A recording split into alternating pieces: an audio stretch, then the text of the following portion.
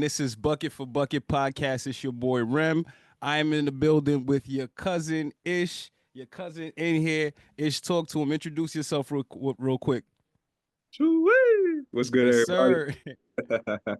sir. Yeah, I go by your cousin Ish, or Ish is just fine. From Brooklyn, New York, Bed-Stuy to be exact. Man, I love the game. I love hoops, women's basketball particularly, and yeah, I'm just glad, man. Glad to be here with you on the pod, man. That's Thanks what's for that's what's up. And like I said, I wanted to shout you out, especially with the music, because I was listening to the tunes and I'm like don't let it go over your head. Don't let it go over your head. I like content. I like great content. I love lyricism. And that's something that you provide, but also you provide a different aspect of it too, because it's not just music. I see that you really tapped in on the basketball scene, specifically women hoops, and that's something that we need. So I want to shout you out for everything that you do personally as a fan of the game. Um, and let's talk to him real quick, because obviously you're an artist, but talk to us. Like, what do you do? What does Ish do? Yeah, man. Just all around creative. I think that's just a that's just a product of being a New York City kid. This is like eventually you get old enough to start going outside. Yeah, outside yeah, outside going to bring you whatever outside going to bring you or whatever you draw to it. And thankfully I got into like different art scenes, started in poetry primarily, and was just working on music. I'm recording in my dad's studio right now. Actually, he's a producer and engineer, so that's where a lot of my musicianship and musicality comes from. And just over time, man, just started figuring things out bit by bit of like, all right, as an artist, here's the kind of things I want to do. Then it's like I'm in the real world, so I need to work. So I'm like, how do I apply my creative skill sets to a job, a day job? Been in like the creative marketing arena for some time, and just been figuring things out over time, man. But it's all coalescing in the most beautiful way, honestly, via women's basketball. And I'm at this juncture now where I feel like I am working on like getting to live my hoop dreams that I never got yeah. to. But in a That's dope. way. That's dope. That's dope. I'm glad that you said that, because first of all, we got something in common in the sense of artistry. Like, I myself, and not so much in recent time, but I'm in my little space too as well. But make music, wrote, record, produced, and did all of that stuff too. And for me, I navigated into women's basketball, into the media space from music, and I'm using my microphone for something different now. So like, seeing you still doing your thing, and using your art at the same time as you're promoting the women's basketball brand, something that you love as well. I think that's super dope, man. So continue to do that. And like I said, we see what it is. We see you in the studio. We see you in front of the monitor speakers doing it, like we see you. All right. So keep doing your thing. And let's talk to the people about the Game Griot, because that's something that I see that you do on a high level too. Like, I see you wearing the Liberty jersey. I know you're a lifelong Liberty fan like myself, but at the same time, it's not bias. It's not bias. I see you give a lot of love and spread a lot of love to the women's game, and you talk a lot of the sports. So let's talk about the Game Griot and how that started, and what your goal is with that. Yeah, man. So Game Griot, it was birthed out of a few things. I would think the main origin point was, man, I as studious as I've become about women's basketball because it reinvigorated my love for the game overall. And once I was really at a point of like, man, I'm locked all the way in. It's like, but I want to share it, you know? And I just started like on my Instagram story, really kind of just like headline real top line posts about like, yo, here's Natasha Cloud, here's what she's up to, here's Kylie Copper, here's what she's up to. Starting to just draw the storylines myself, especially in ways that I didn't get to see on, via people who were, write or report for some of the other publications. And I was like, man, it's a lot of stories. It's a lot of stories to cover. So it's not, you can't put that kind of blame completely on the publications. It's just like the space has to open up. So then once I realized like, man, I could contribute in that way, things just started flowing from there. Getting the channel started itself, that was just me like trying to trying to make do off of mistakes I've already made of overthinking and just doing too much to just get started. I Yeah. realized a big homie told me, he's like, yo, just get started. And it was this particular breakfast he hosted where I was with some other like creative people, and they were like, yo, bro, you just talking about the game is actually like kind of interesting enough. You probably should just start doing that. You don't need to, Yeah, yeah, yeah. But I'm thinking like full production stuff, blah, blah, blah, blah, blah. I was just like, nah, I got my mic, I got everything I need. Let me just dive in. Then that proceeded with finding the playback platform and seeing what they were trying to build with different creators there, because they got like a lot of the popular creators like Dunker Spot or like a lot of the Knicks based platforms, Knicks fan platforms. But I'm like, yo, there's still not enough for the women's game. So let me start tapping in here. And I started with AU actually. I started with the Athletes Unlimited season. Dope, dope. Yeah. I saw that. Yeah, I see actually I wasn't too familiar with AU until I started watching some of your stuff. So shout out to you for that. Like so you educating people on the way too. I wasn't too familiar with the AU. And like that's what I love about all these different creators like yourself and other people that I see. Like I'm learning a lot of different things too. And as somebody this is pretty much like my second year, but my third year in media, but like it will be my second official year. Like just learning and seeing all of these different things are super dope. So again, like just want to thank you for even taking the time for coming on to just chop it up and everything like that. Cause like I said, we see you. I'm not the only one. I'm sure a lot of other people see it, and it's gonna continue to grow as the game continues to grow. And the genuine love for the game, like that's gonna be seen. People are gonna see that. People are gonna appreciate that. So, bucket for bucket, NYLF TV, myself, we appreciate you for that. Ish, keep doing your thing. Most Appreciate definitely. What's your goal for the Game Griot? Like, where do you want to see it? Like where you want to take it? Do you want to take like how far do you want to take the Game Griot? Or are you just going with the flow and just seeing how things go? Because you said something that stuck with me too, where it was just like you going to that to that brunch and them telling you to just pick up that microphone.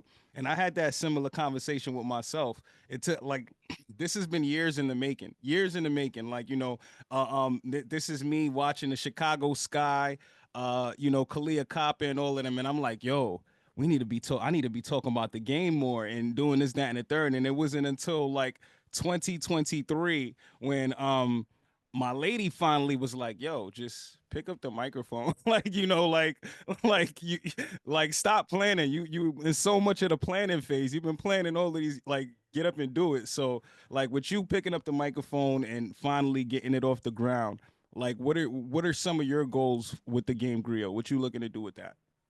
Yeah, man. I appreciate you asking this too because full transparency, I just saw a denial notice from a job I applied for that's like in the space, in the women's hoop space that I was Yeah, really excited about. And I was like, yeah, I've been applying to like a lot of jobs like that over the last year and stuff. And that denial, I'm just like, that needs to be more fuel. Trying to let like these denials be more fuel than frustration for me.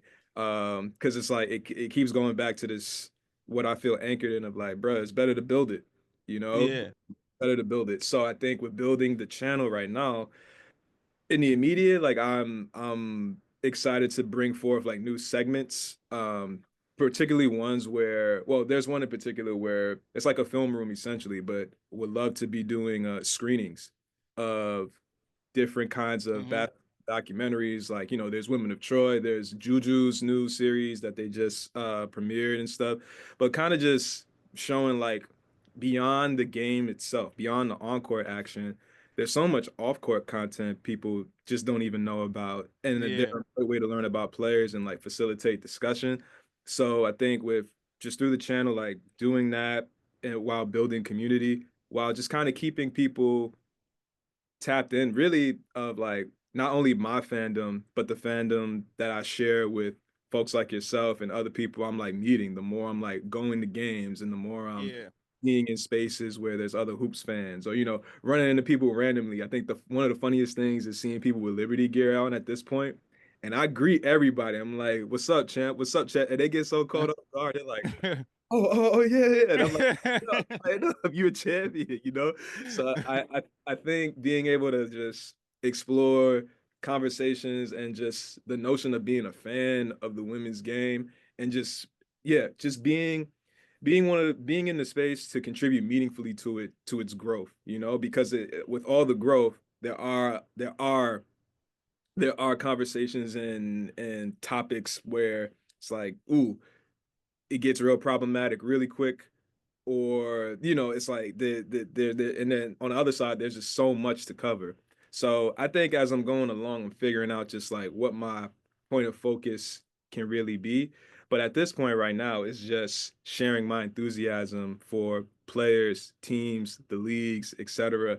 But eventually I just want to be able to build something where it covers like the ecosystem, because I think that's like a really important thing to pay attention to with women's basketball, particularly. It's like, man, Yeah, especially as we get into these new ventures of Unrivaled, the way Athletes Unlimited is growing, overseas play, people, their eyes, there's so many eyes, but now we have to guide the eyes. I think that's yeah, like the goal, like, yeah, not just me, like I'm not the only griot. I think griot itself comes from, that's my poetry background. Griot like are appointed poets and artists who have to orate and tell the stories through their craft of their village. mm, So that's like a tradition. It's a very old tradition thing going way, way, way back, all the way back to the motherland and stuff. So yeah, it, coming up with the name, I was like, but yeah, I'm just telling the stories. I'm just helping to tell the stories. yeah. So hopefully it's like my enthusiasm continues to track others, where we just continue locking in and building community that way. That's super dope, man. That's super dope. And you got into it because I was gonna ask you where that name came from. So that's super dope. Telling the stories of women's basketball. And one thing I want to mention, that door that closed for you, and I feel like I know what you're talking about too. With the job, Yeah. that door closed, but don't look at it that way, man. Because at the end of the day, what's meant to be for you is gonna be for you. It's gonna be there. Like, you know what? That opportunity might not have been for you, but at the end of the day, there's so much more, and that can be a test to see how you react and how you're going to continue. And I think you should continue to keep doing what you do. That job that you gave you the denial. I still think you should cover them. I still think you should cover them because I know you know what it is. And it's funny because I was thinking, I'm not even going to say it, but I was thinking of, I've been looking into the space too. And I'm like, I've been looking into the space, looking at different openings too. I've been speaking to other media people who have done great work just like you, who have applied for certain stuff and received denials. But here's what I'm going to say: as the game grows, the space is going to grow, the opportunities are going to continue to grow, and we gonna be right in that fold, man, no matter what it is. So you keep doing the great work that you're doing, and it's all to the good. It's all to the good. Like that denial, that's on them. That's their loss. So to add to it, let's just kick it off. Again, appreciate you for even chopping up Game Griot and doing what you do. Fans, if you're tapping in, go follow your cousin in here. Your cousin Ish, he's doing great work.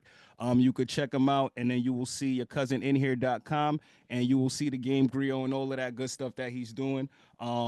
Athletes Unlimited is on the way. Unrivaled is on the way. So I'm pretty sure you'll have a lot of great content coming.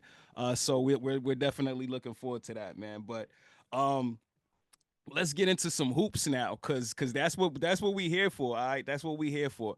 We here to talk a little bit. I'll spoil it for y'all. This is a Liberty episode.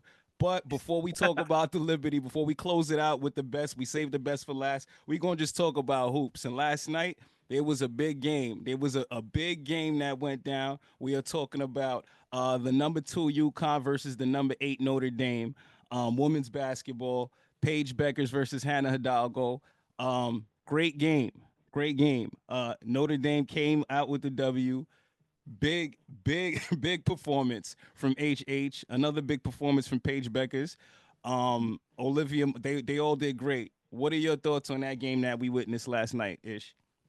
Good game, man. Good game. I was tracking Notre Dame from last season from for Hannah Hidalgo's freshman season and just seeing like how dynamic she already was and the pieces that they already had missing. Like Olivia Miles wasn't back yet, was still recovering Mhm. from injury.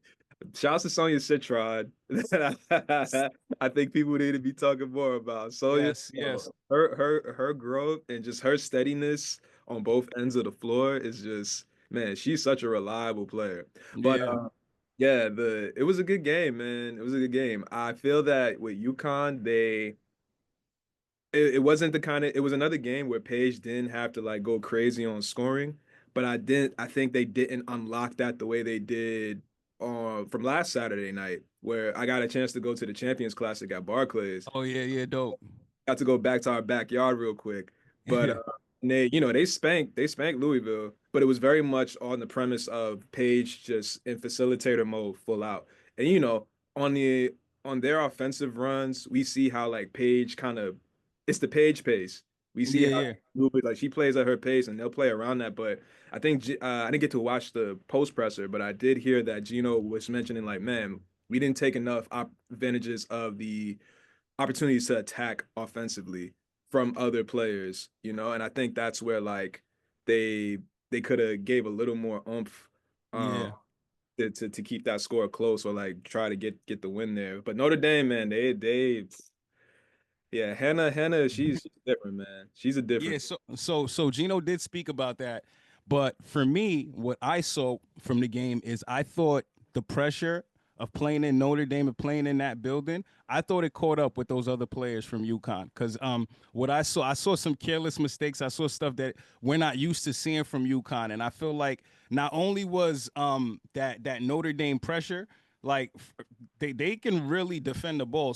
Sonia, hand like they are pests on defense. And when you have that and that crowd that was behind them last night, I felt like that pressure, it hit them a little bit. Obviously Paige is going to be Paige. She started the game a little bit slow. And I forgot who was on her primarily. Was it Sonia who was on Paige primarily? Like she kind of Yes. locked up a little bit.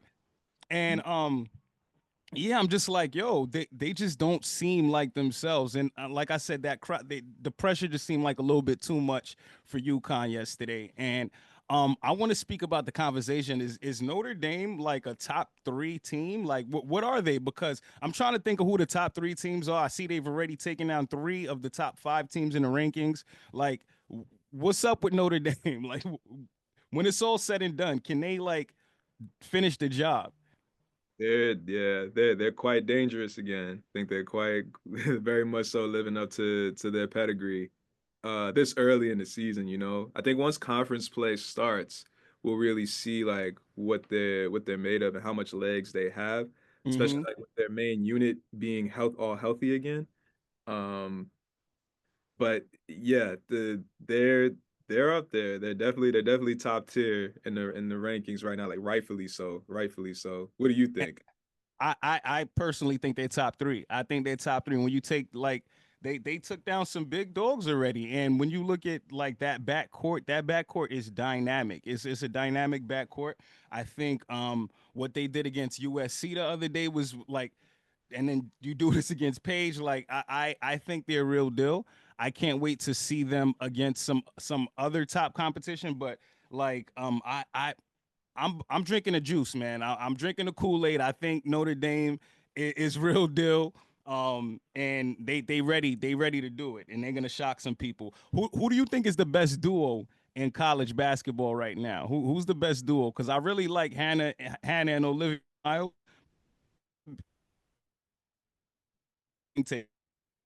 Yeah, the best I would say right now it's looking like Hannah and Olivia.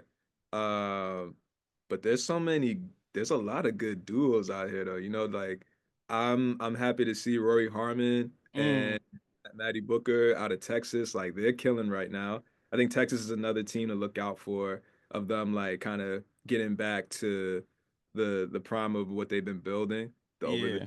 season.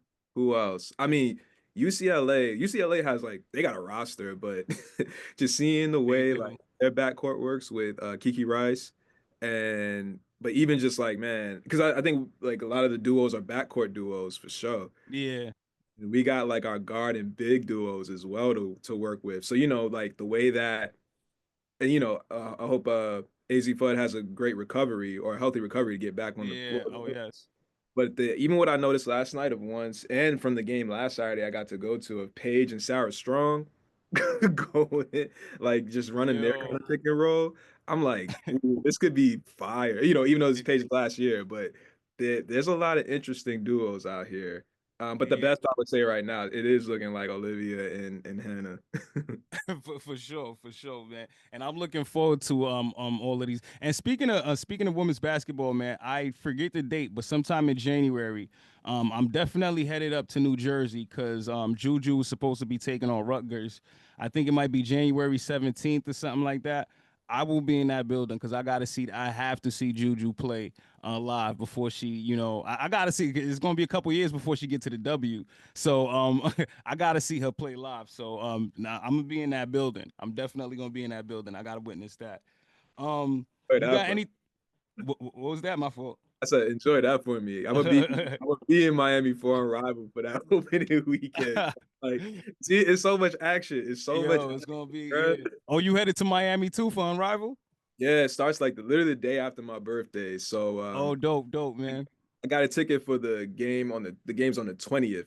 But for the 17th and the 18th, I'm gonna find my way in there. I'm gonna find my wiggle my I way in bet, there. bet. Yeah. You know what? I'm trying to see how I could be at a million places at once because I definitely want to be out there for that inaugural season of Unrivaled. Definitely been in contact with them too, trying to see what's up because like I gotta be out there. I want to be out there. So we gonna see what's up with that.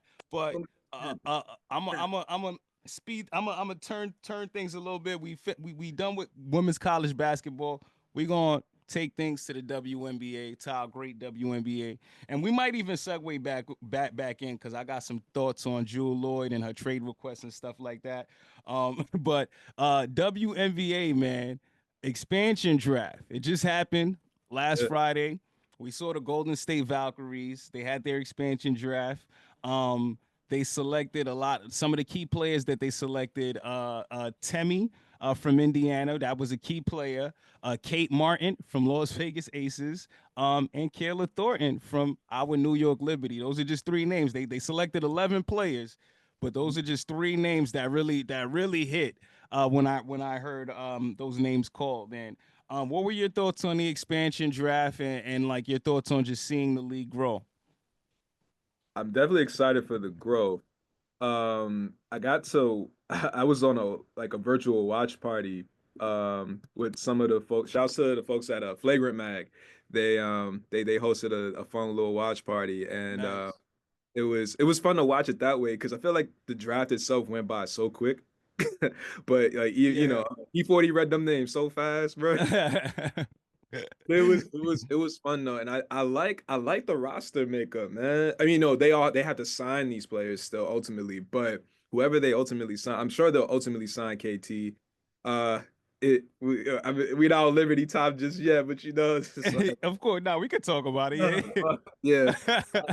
I'm happy for her. I'm genuinely happy for her though. Like I think she's at the point where it's like I would want to see her starting more and Yeah. get more of a leadership role, especially now that she got a ring. It's Yeah. just yeah. I'm proud of her, man. I'm happy for like her growth and excited to see what she'll do. But particularly like the trio of her, Temi Fagbenle, and Julie Van Loo. They signed Oh Julie. yeah. Oh, how did I forget Julie Van Loo? How did Washington let Julie Van Loo? I was like, wait, hold on one second. Like, am I missing something? And they really did that. They really did that. I was just like, wow. I think that's a very dangerous and dynamic trio. I think it would just be so fun. Did you also know you also know Van Loo be rapping? I Oh, just yo, I had no idea. Now I gotta go listen to some Julie Van Loo. What's up? What's her rap name, man? she was on this some show, but they were doing like a cover of Eminem's Mockingbird, and Okay. she's running through the verse. I'm like, oh snap, really? But it was hilarious. I'm gonna send you the clip. Yo, send me that, please. But yeah, just for their the dynamics between, especially on the defensive end, I think Hmm. that's just trouble. So Yeah, we'll see if they sign all three of them. But I think that's already like a nice little trio for their start yeah. already. Yeah, definitely is. And one thing that I noticed too, they went with a lot of size, like a lot of players 6'1" and up, like players that could defend multiple positions. They look like they was trying to take a little play from the Liberty playbook because you see a lot of those wings that could defend, that could do a lot of what KT does and stuff. So that was that was a shocker. But think about this, man, because that was, I love to see the growth, but how do you feel about, like, the way that that draft system works and the fact that in 2026 we're gonna have to do this twice? Like, we think about that. Like, we're gonna have to do the we got the Toronto Tempo and Portland. We don't know their name yet, but Portland and Toronto will be selecting in the expansion draft, and the Liberty, your favorite teams, whoever it is, could potentially lose two players. How do you feel about that? Yeah, it's exciting. I like the chaos of it. I think especially like and this is just how my brain be working a lot of the time, but seeing the whole field, like I because thinking about like the way the ecosystem is just naturally connected once we get from NCAA to the W and then the alternative leagues, I think especially for like player development, it's gonna open so many opportunities just on that end.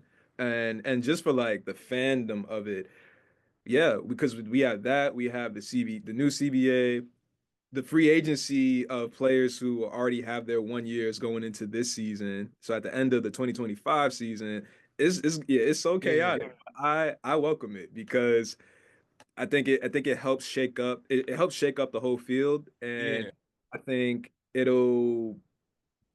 sets the precedent of folks who have been loving the W for a long time and even in more recent years to, it's like we really going through chapters of like a really intensive story. So by the time we get to 2026, once Toronto and Portland start playing, or 2026, 2027 seasons, it's going to be an entirely new league. Like entirely. yeah, Which, yeah, I think like for the fans for the teams that you're really a fan of, like yeah, as a Liberty fan, I'm like, what does that really mean for us? Like what does yeah. that look like these next two seasons or after these next, yeah, a few seasons? And but I'm excited for it all nonetheless. Yeah. Yeah, I'm excited too. I made the statement that I wish they didn't take from the championship winning teams. They didn't draft from those teams. Cause I feel like, yo, why, bro? Like, why do that to my squad? We just got our title and now y'all want to shake things up. Like, why? But that's me being selfish, but I love to see the growth of the game as well too. And like you said, it does shake things up. It balances the playing field out. And at the end of the day, I feel like, if the GMs are doing what they're supposed to, they're gonna make sure that their best players aren't selected, and doing what they got to do to make sure that their teams are still able to keep going even after expansion drafts and stuff like that. So it's gonna be interesting to see. It's gonna be interesting to see. We will see how that all plays out. Um, Within all of that, so we seen that the Golden State Valkyries only selected 11 players. They chose not to select anybody from the Seattle Storm. And as you know, the Seattle Storm is going through it right now. Like, Jewel Lloyd requested a trade. It was a little bit awkward. People were making their comments yesterday at the Notre Dame game. Seeing them in the same room, and there was kind of like there was some social distancing that was going on between them. Yeah, And what are your thoughts on that Jewel Lloyd trade? We don't got to do no gossiping or nothing like that. That's not what I'm asking you about. But I'm yeah, just I'm just saying, like, just speaking of that situation, what are your thoughts on the Jewel Lloyd trade? And where do you think she lands? Where do you think would be a good fit for her? yeah, for sure. I'll begin with some quick context, just so I don't want anybody in your comments being like, man, this guy's this way, this way. I love the game, period. I love the game, period. It's Liberty up top. It's Liberty up top. But my my other favorite team has been for years the Storm as well. I love the green teams. My two green teams, Seafoam, Yeah. green. So seeing what has transpired over in Seattle, I'm like, bruh.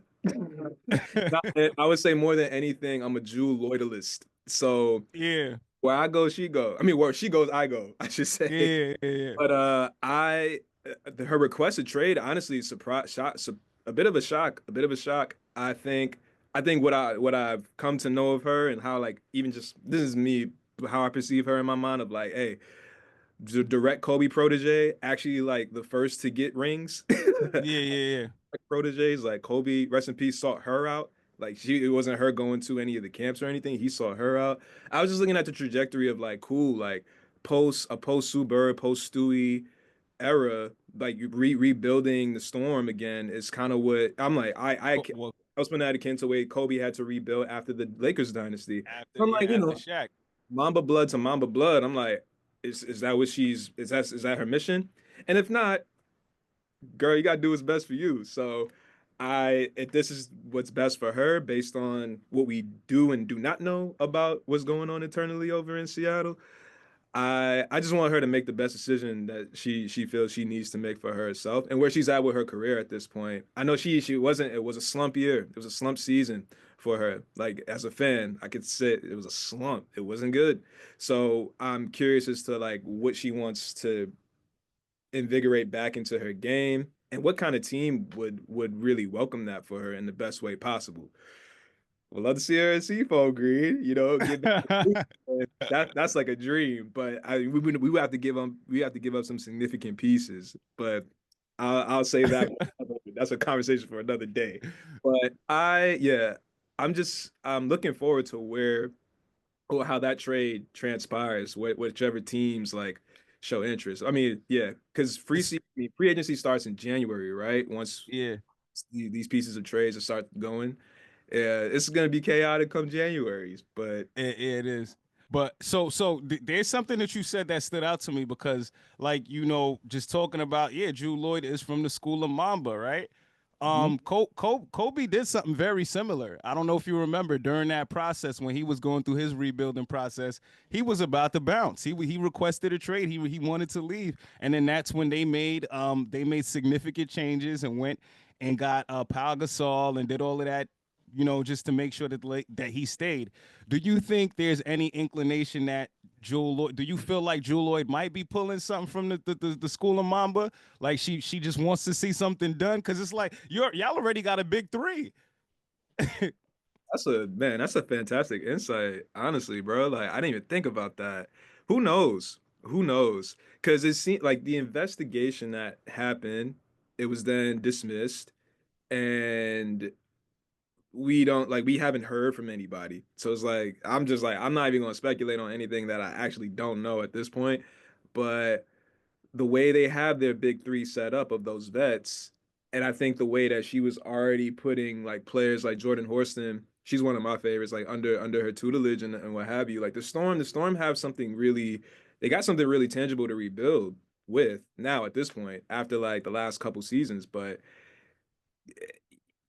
I think this is the thing about the W, man. Like there's only so many teams, even all the while that we're expanding, but it, things can go every season is just so many like drastic changes, Yeah, like a Courtney Williams joining a Minnesota Lynx in this past season, I think that tells a big tale of a lot of things that got to happen this season where we see a Minnesota Lynx get back into the finals. So I think players really make things move, man. Like yeah, just they do. yeah. Absolutely, absolutely. Yeah, that we gonna look around. We gonna pay close attention to that situation and see how it all transpires. But as we said, the WNBA is a spicy league, not just on the court but off the court as well. So if y'all are into entertainment and drama, tap into the WNBA. All there for you. All there for you. But as I said, we are saving the best for last because this is bucket for bucket. But this is New York Liberty Fan TV at the end of the day, presented by Bucket for Bucket Podcast, and we are ending the episode off with the best. We're saving the best for the last, and that is the New York Liberty. Excuse me, my bad. The 2024 WNBA champion, New York Liberty. Let's talk to him, Ish. Let's talk to him. Let's talk to him, Champ. My bad. My bad, Yeah, Champ. come on, champ. Come on, Yo, champ. man. First of all, First of all, how long have you been a Liberty fan? How long have you been a Liberty fan personally? For real, I would say like the since the 2021 season. So 2021 season, and from that season, you've been a season ticket holder, or was it 22? nah, this was my first season being a season ticket holder. Like Dope. season, I was just going to every game I could. I was just Yeah. Dope. Still supporting, still coming up to every game. And as a season ticket holder, man, like so what is that experience like for you as a season ticket holder? Because I didn't get a chance to speak to the season ticket holders, especially someone who's done it this year, but as the WNBA expands, so do the prices. The prices go up and everything goes crazy. So what was that like for you? Like I'm sorry to bring down the mood a little bit, but what was that like for you? And are you gonna try in any way to make sure that you stay a season ticket holder? Because I've seen some people like, yo, I'm out. I'm done with this. I can't do these prices, so they're not renewing. Like, what was your thought process like? yeah, man. Well, thankfully, so these last two seasons of the Liberty and just being locked in was so it was such a crazy parallel to like things going on in my actual life, where the journey of losing that finals in 2023 to winning the championship this season, it's such a full circle parallel, like just to what my life has been in the last couple years, man. Like just very transformative, having to do a lot of hard things, taking some losses, bro. And I so I think that already stoked more of my affinity and connection to the team and to the community. I think like the fandom, there's like a lot of sensationalism in this idea of being a fan of something, or being a hoops geek or whatever you geek out a nerd on. But it's passion, you know what I mean? It's passion, it's shared passion. And I think being a season ticket holder, getting closer to folks who share the same passion and in different ways too, like I was, I'm glad. Shouts to like the old heads who've had season ticket holders from the beginning. I got to meet a lot of them. Like shouts to Ms. Denise, shouts to Ms. V. Like, and these are people like you get to know first name basis. Like these Elaine become new Buxton. friends. New friends. So I was meeting so many people, man. And shouts to the Liberty organization as well for the various events they threw preseason, during in season, what's coming. I mean, well, in the parade and everything, and the Yeah, celebration up in Barclays, Club Barclays. Uh, Club Barclays. Yeah, yeah, just being able to create moments in addition to like the games that we all gather to watch, man. It was such a beautiful like piece of solace for me. Whereas like everything I surrounding the other parts of my life was getting like crazy. So a lot of my gratitude goes to the Liberty for what they were like. Y'all really helped me get through some tough times, and but as well as the community, man. Like I have friends now where I do intend to renew my season ticket membership, but I think the way the price for particularly for the Liberty, the way the prices have increased, a lot of folks in the community are like, yo, we got to figure out a way to flip this because not everybody can afford to renew. yeah, So I'm like, I've been in starting some conversations with some of the folks of like, yo, certain games, like let's organize, which I'm like, oh no, that's again, that's like community. That's real community building. yeah, yeah. People want to organize availability, ticket availability for certain people where it's like, damn, they couldn't renew. All right, let's work something out. So it opens so many doors, even just being a season ticket member. So although I plan to renew, like I got one of my best friends. He got his tickets for a full season for next season. My parents renewed. Um, so That's I've dope. been an evangelist of getting people to come through, just bringing That's dope. being able to just bring people to games, like it's an amazing experience each Yeah, time. it is, and I'm gonna keep telling people to come through, figure out whatever you can to renew your tickets. I do understand that prices have gone up, but that's been that is the and I want us to not just like turn our backs on it. If it's a situation where we got to move up a couple rows, try to move up a couple of rows, or if you come to select games, whatever the situation is. But I, whatever you can do to keep supporting on the game, women's sports, and everything, I encourage you to do so. Obviously, we're not in your pocket, so we're not telling you what to do, but we're just encouraging you, like, to continue to do that. Because again, it's a different experience. It's not we're not just going to watch basketball at these games, man, and people don't understand that. Like the Liberty, like I've met a lot of people, a lot of relationships, great conversations, people who've checked up on me, checked up on my family, a lot of different things. It's like the Liberty, it's just like it's a real family oriented. I've gotten a chance to talk to the GM, Jonathan Kolb, a couple times, and one of the things that stood out to me every time I speak to him, he's always talking about that family culture. He's like, yo, I just want the players to play basketball, but at the end of the day, we want to make sure we're bringing in good peoples within the organization, and that's what you see within the team, the players, the staff, and then it's all in the fans too. Like it's real family oriented. I know a couple of people came for me the other day because I was at the Garden, and I'm a lifelong Knicks fan. I'm a Liberty fan by way of Knicks. I don't understand. Like people think I hate the Knicks sometimes, and I'm like, yo, I love the Knicks, but I'm sitting in the Garden and I'm sitting in Barclays Center, and I'm telling you,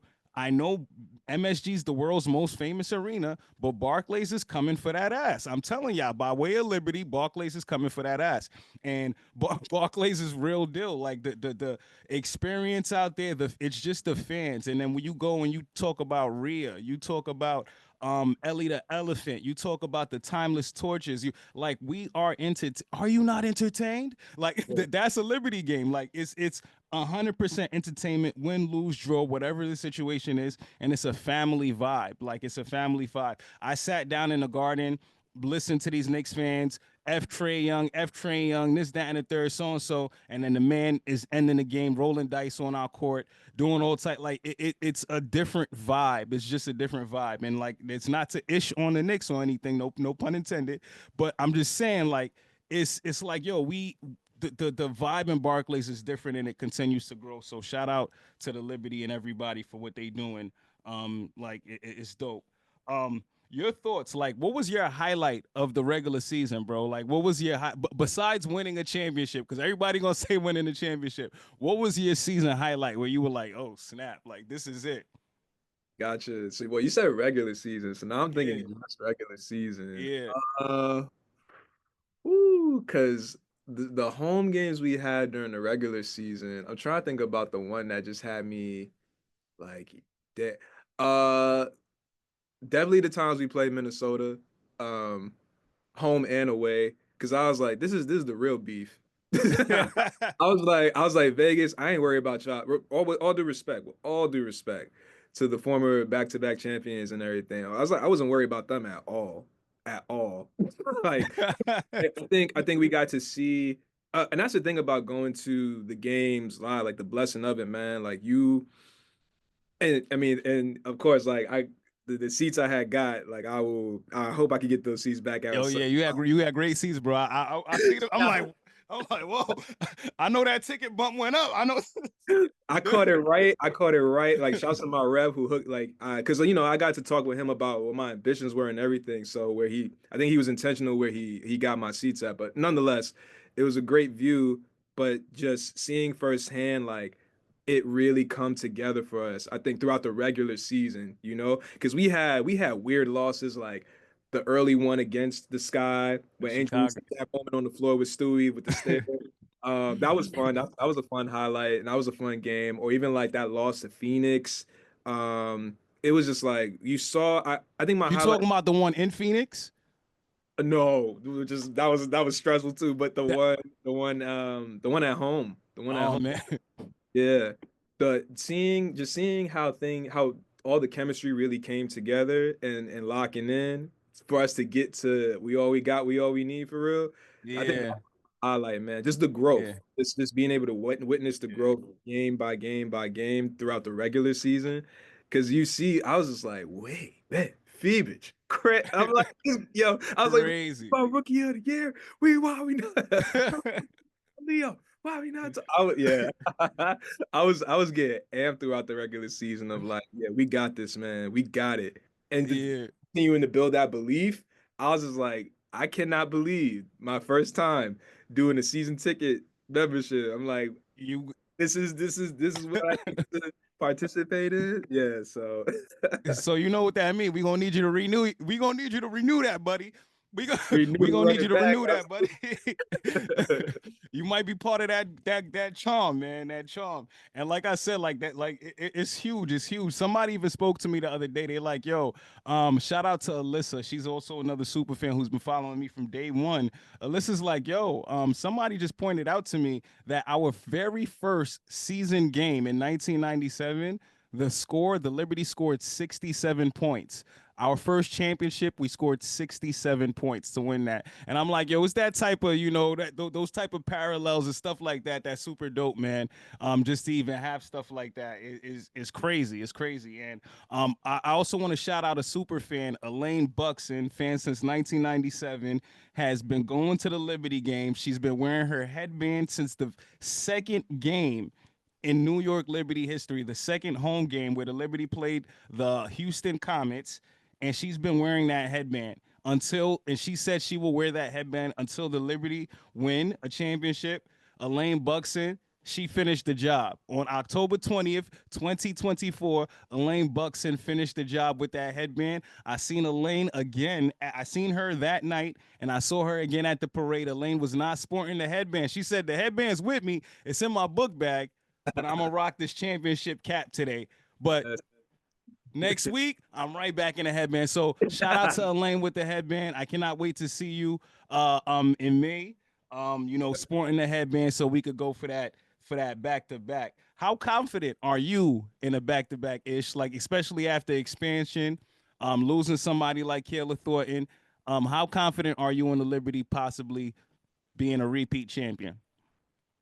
I'm pretty confident. I think that all the energy behind them, again, like I think if you, especially if you were there from the 2023 season and just the journey. I mean, even before that, man, like, yo, them them Didi and Dawson years, bro. Like, Yeah, we was putting in pain. We were putting in pain for a minute. So the progression, I think the you really see, like, with all due respect to the Nets, that this is Brooklyn's team for real. Like, yeah, it is. real. See, I really want to make Seafoam City a thing. Like, we Seafoam It City, is. New York, man. But I think the way that the fan base has been galvanized, and just the team, and the energy that the team has, you see the glow on everybody. So Mm-hmm. that chip, I'm sure their energy is like, yeah, we got to get it back. We got to get it back. I think it's going to be even more difficult because especially once we see what shapes up after free agency and trades, because I think that's what happened with Vegas, right? Like, teams literally were just reconstructing to beat Vegas. So now teams are going to be reconstructing to beat us in the Liberty. And but I am confident that our team is ready to meet that challenge.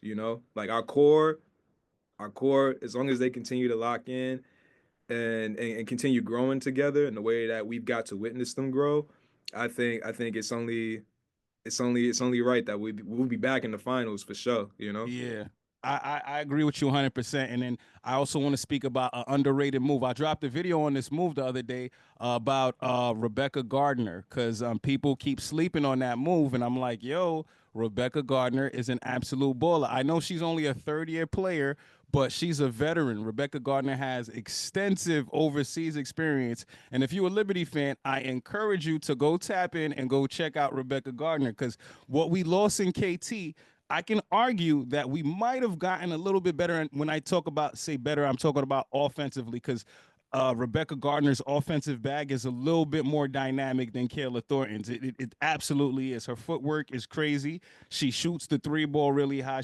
In her WNBA career, she shot it at 38%. In that season in couple games, and overseas, she's shooting around 36% from three. She's a two-way player.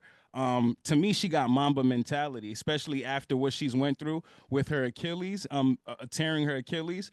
The Liberty did something that was like it was a gem because like 2 weeks after she her Achilles was as in the Liberty acquired her for 2 second round picks. And before her injury, she's a highly coveted player. I want people to recognize that. And they got her for 2 second round picks and they rehabbed her all the way with Hospital of Special Surgery, the number one hospital when we're talking about rehabbing athletes.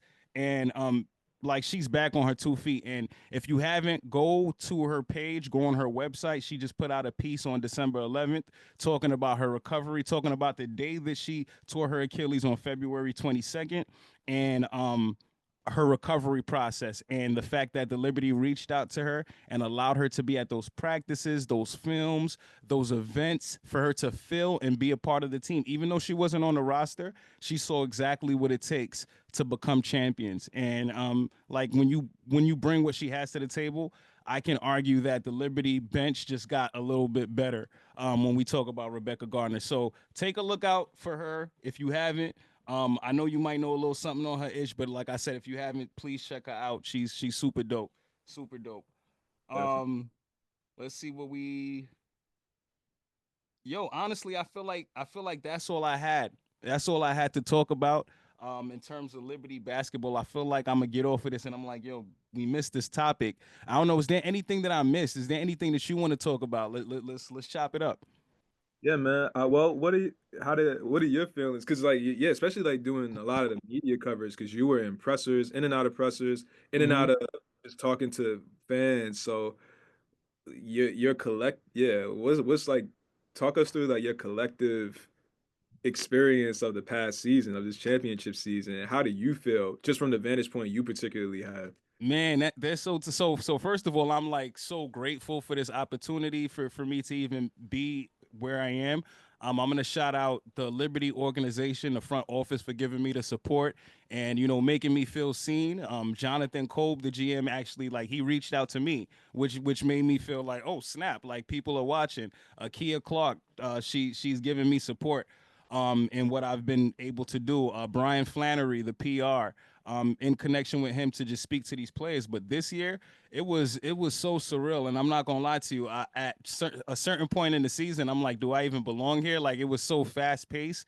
It was so much, and I have so much more respect for those media people who've been doing this. The Miles Elricks, the Christina Williams, the Jeff Megliagettis, the like all of those people who've been there, Jackie Powell, all of those names, Brian, like they have been here and they've been doing great work. And I'm sorry if I'm missing anybody. I'm missing a bunch of people, but just the work that they put in, how fast they do it, and it's just crazy. It's super crazy.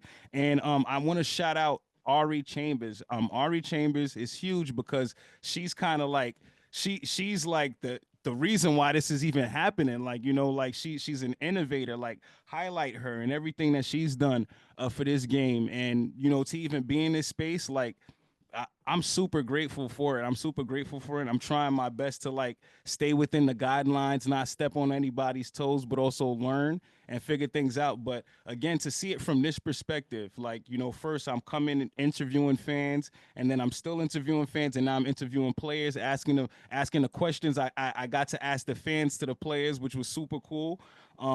Like it's different, and witnessing them win a championship, like coming into training camp, and all they spoke about was that one goal, was winning a champ. That's all they spoke about at nauseum. People were like, "Oh, what are y'all gonna do about Vegas?" and so, and asking all of these questions, and it was like, "Yo, this is what we have to do," and they were so serious. And one of the players that I want to shout out to the most is Sabrina Ionescu because Sabrina was actually the first player that I asked that question to. The question that I've been asking fans all year last year of all professional teams in New York City, who do you think is going to bring a title to New York? And Sabrina confidently with her arms crossed and she ain't even blink. She like New York. And she said it with so much confidence. And I just like look back. I'm like, oh, I know you're supposed to say that, but that look she had in her eyes, like they was gonna win it. And then you fast forward to the all-star break and in the Olympics, they go, they win gold medal, and then she comes back, and then we got to play Las Vegas, and I forget who was the other. I think it was Los Angeles. She's like, "Yo, we gonna run through them. We don't give up. We don't care." Like she had a talk with the team. She had a heart to heart with the team, and that look in her eyes, I was just like, "Yo." this woman right here means fucking business and they're going to win a title. And that's exactly how I felt about it. So like I still get chills like interviewing Sabrina like that moment of her being the first player to be like New York Liberty and then on championship day. And I know everybody's going, oh, she shot horrible from the field. Like she tore her thumb game 4. People ain't know that she tore her thumb in her shooting hand and still came out like all season. Like Sabrina, she's played sick. I remember when she had the flu throughout like a 2 week span, and we in there, reporters is asking her questions. I'm like, yo, the lady could hardly speak. Like, what are y'all doing? And it was really happening, and she didn't care. She wasn't tired, none of that. She just played through all of it, and fast forward and shout out to my fellow Sag gang. Happy belated birthday to Sabrina.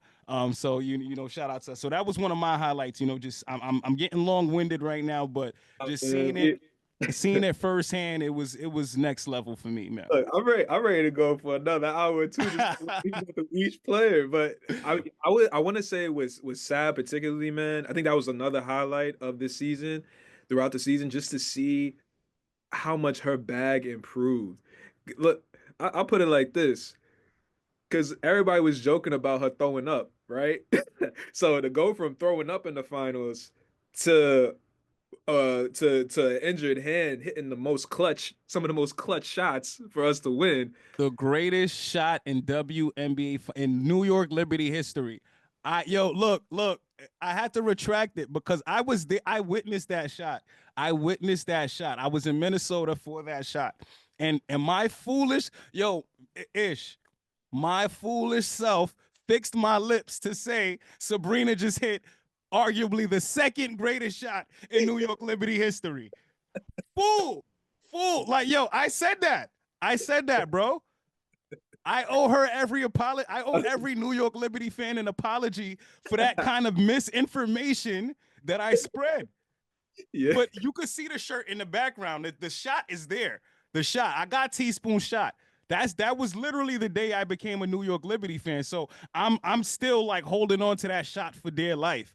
But I witnessed Sabrina hit the greatest shot in New York Liberty history, and because of because I didn't want to let something go, I said it was arguably the second greatest shot in New York Liberty history. And I owe that woman an apology. I owe her an apology. How dare I fix my lips to say something like that and spread that kind of information? I should be banned.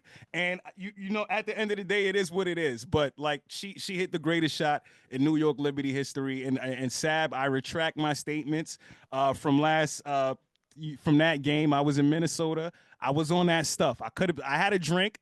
I don't know what it was, but look, you did that thing. She hit the greatest shot in New York Liberty history, and you sure did, man. I was at a watch party, but the way shouts to Kiki's up in Williamsburg, dedicated women's sports bar.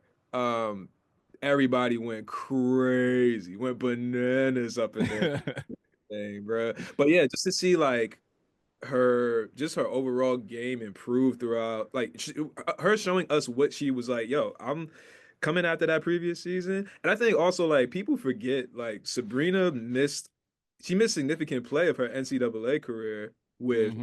COVID and everything. So I can only imagine her being in her psyche being like, there's so much that has happened, and I'm only like in my fourth. Like people forget she's only like a fourth in her fourth year, bro. So her ceiling.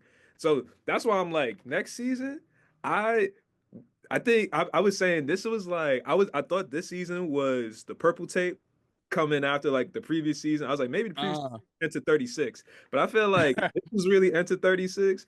The next yeah, season going to be the purple tape because I feel like the team is just going to continue to display their mastery and their and just their overall like their collective confidence of like we did this.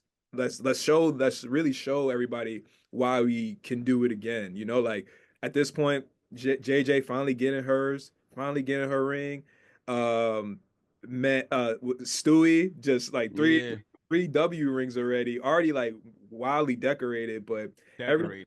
every her sense of leadership and how that continues to build, like I the I like to say the real bench mob. We bench mob was being associated with another team at some point, but I'm like the real bench mob. Yeah, yeah, The way they're developing and everything, man. Like I hope we get to keep Jay Sherrod. And just the way that this team can continue to develop, even yeah, even in the midst of the chaos that'll come with the upcoming expansion drafts and everything. I'm just like, man, New York, we really got championship pedigree, and it's here. It's real. It's a real. yeah. We New Yorkers, bro. Like we not impressed by much. So I think like I don't know how much you cried, but I had some good cries on October 20th, bro. The confetti blasted, and then shouts to my homie Danielle who had the spare ticket for me to come to that game 5. It was everything, man. Yeah, it was. Thing. How did you? Yeah, like, what was your feelings like throughout the parade? Like, did you get to have your moment yet where like, damn, I'm living in a dream right now? I, I had that moment. I felt like I had that moment the day, like that moment that they won when they came down. Like I lost my voice. I was screaming so loud because I'm just like, everything was going so wrong at towards the end of the game, and I'm like, they're gonna win. They're gonna win. I don't know if the person, I don't remember who that person was next to me that was sitting next to me. I just kept saying they're gonna win. They're gonna win. They're good. Like just talking to myself like, yo, they're gonna do it. Like and like I felt goosebumps, like genuine goosebumps, just walking down. And what it really hit me, what really made me tear was seeing all of those people that I've interviewed, that I've spoken to, that's been like, yo, I've been here since 1997. I've been here since 90, so and saying all of this stuff. And then just like seeing the emotions, I was just like, holy shit, like this really happened. This really happened. And like I said, I don't take none of it for granted. I'm like, this was my first year doing this. I'm thinking about all the ups and downs that I've went through personally this year. Um, um, some days not feeling like getting up and going and doing stuff. And I'm like, yo, I'm so grateful that these people, this team put me in such a space, a headspace of feeling like, purpose, alive. Like outside of my family, this is what makes me feel great, like the New York Liberty. I tell you now, you haven't after they won the championship, after the parade, you ain't see me in like a good two. You ain't see me in like a good month or two. I was Right. chill. I was gone. I was gone. I was in almost a depressive state. I could giggle about it right now, but I was like, yo, what am I gonna do? I don't want to talk about the NBA. I don't want to speak about these guys. They playing with my time. They don't come and play basketball. They don't come and play basketball. They miss games. They don't it's I didn't know what to do. And then you fast forward, you got the election going on, all of this craziness on social media. I was just like, yo, what am I gonna do without my New York Liberty? And I'm like, no, I got to get back into it and get out of that. And here we are. Here I'm seriously back. Like all jokes aside, I'm back. I'm here, and I'm like, yo, this is my purpose to talk about my liberty, what makes me feel good, and everything like that. And I'm here, ish. I'm back to it. I know what it is, and this is my safe space. This is where I feel good. So I'm like, yo, let me just get back to talking to my liberty, talking about my liberty and everything like that, and just talking about the game I love. Because at the end of the day, this is what I'm here for. This is what I feel like one of my purposes are. So, um, again, just going through that experience, going through that parade, seeing them win, like I'm still there mentally. I'm still there mentally, but I know I got to snap out of that and get the people what they need. We got to keep talking about Liberty basketball all year long, so they don't forget. Because they starting to talk about the Mets and the Knicks and all of these other people that have been disappointing in us for years, and they're not talking about enough of the New York Liberty, which is what I need in my life. Honestly, I'm like simulating the season over in 2K and stuff. And like the other day, I saved the clip. I gotta post it. But other day, I was on like a break with Sab and JJ. Gave JJ the alley. I'm like, this is what I want to see next season. More of this, more of this. Yo, man, I'm so happy for them, man. I'm so happy for that team. But here's what I'll say. Here's what I do want to see. Especially for somebody like JJ, Jonquel Jones. I said this last year after we lost the title. I said if the New York Liberty wanted to win, they were gonna have to do it on Jonquel Jones' shoulders, and she did that. One thing that I do want to see from the WNBA, from leagues around, from brands, is to treat MVPs like MVPs. When Giannis and all of them and the NBA MVPs win their championships and stuff like that, we see them on constant commercials. We see advertisement. We see a lot of stuff. We see the league advertising them. We see a lot of different things. We see them on a multiple shows at nauseum. I know JJ did her MVP tour, but I do want to see more from JJ and the championship New York Liberty, especially in the media capital of New York effing City. We have to do better, and we have to promote our MVPs as such. Jonquel Jones is the WNBA MVP of the New York City, New York Liberty, the first ever. I want to see Jonquel Jones on a freaking Wheaties box. I don't care what it is. I need to see Jonquel Jones Madison Square Garden. I don't care. I saw Sabrina. And I loved everything about it. But I want to see more Jonquel Jones. I want to see more promotion of the KDPEs. Let's talk more about Jonquel Jones. She's an MVP for Christ's sakes. She's the MVP of New York City, the first MVP in New York City since Breonna Stewart. But before that, since Willis Reed, guys, Willis Reed in the finals. So let's think about that. Let's respect that. Like we keep talking about New York sport. We talking about, oh, what is Aaron Rodgers doing? Oh, Soto just went to the Mets and did so and so. None of these guys won a goddamn thing. None of these guys won a thing, bro. They ain't won a thing. And we Yeah. are talking about these boys at nauseum. And Jonquel Jones has gotten an MVP. The year before that, Breonna Stewart brought the first MVP in New York Liberty history, the first regular season MVP in basketball history. So, like, let's talk more about that. I know the space is just starting to grow and stuff like that, but like I said, I want to see more promotion of the New York Liberty players. I need to see them in more ads and stuff like that because they are moving that needle and they need to be out there more. What are your Yeah. thoughts? Would you? Man, I mean, well, offline, I feel like we got to chop it up a lot more just about ideas because like I think people who already knew me or were getting to know me through the season, this season particularly, they were like, because I would just say things, and I'm like, they're like, they need to give you a job. Like soon when the time is right, soon come and all that.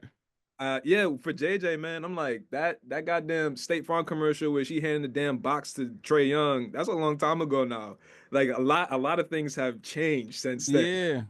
Yeah, Finals MVP. So I with JJ, I think the opportunity is going to continue to unfold. But I think that's the really cool thing about one of the really cool things about winning this championship now. It's like you can't deny the Liberty. Like there's no longer one like Barclays is the official home. Like that's cemented since 2021 once we got to get out of quarantine and they opened the Barclays up and they moved them there.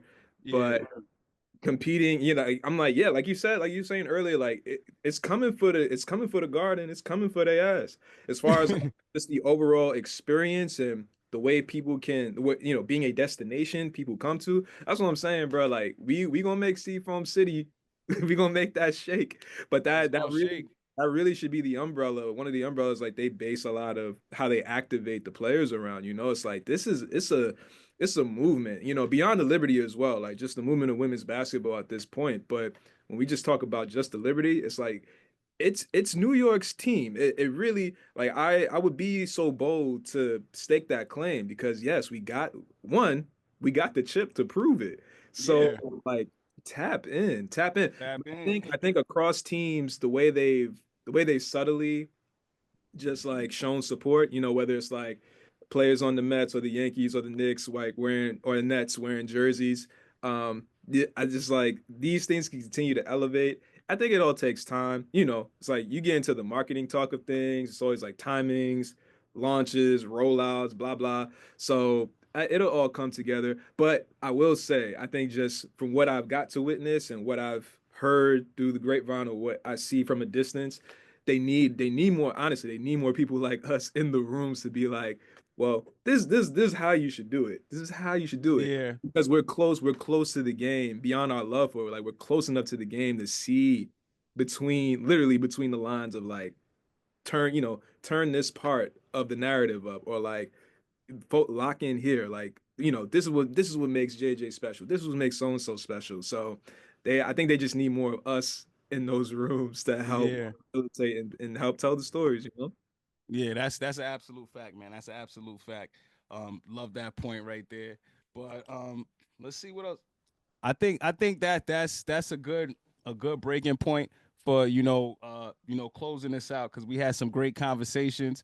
We went a little bit overtime, but it's all good. We talking Liberty basketball. We talking basketball. All good for taking the time. Before we go, can you tell the people where they can find you? Let them know your website. Please let us know where they can follow you as well. Yes, for sure. So, uh, man, at this my Instagram got hacked, and compromised. So I'm starting from scratch. The new handle is on Instagram is your cousin dot ish. My website is your cousin here, like your cousin outside waiting for you. So yourcousinhere.com. You'll find everything there. The Game Griot channel is on playback, but if you head to my website and I'm fixing those things up as we speak, it'll all be there. It'll all lead you to everything that you want to find. New music coming and all those things. A lot is coming. A lot is coming. That's dope. I had to get through some things, but we are champions. So, Yeah. I'm through.